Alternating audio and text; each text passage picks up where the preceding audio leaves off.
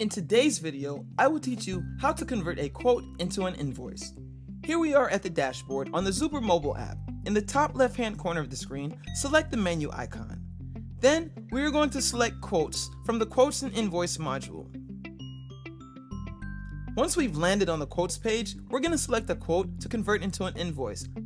I'm going to select quote number 67, Carlton Jr.'s Cleaning.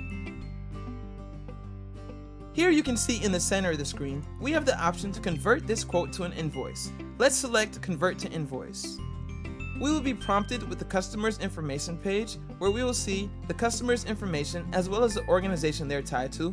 We will also see the billing address and the service address. Once we review this, in the bottom right-hand corner of the screen, select Next. Then, we will be brought to the primary details page of the invoice.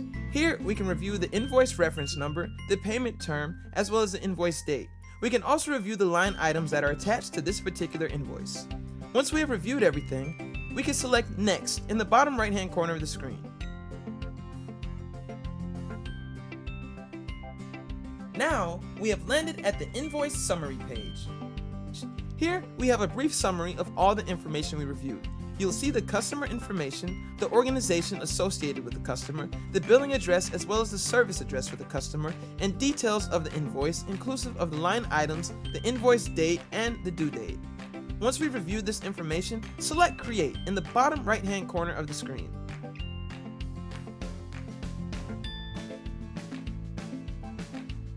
The invoice has been created. You can see the invoice current status is as a draft. Here, we have the option to send it to the customer.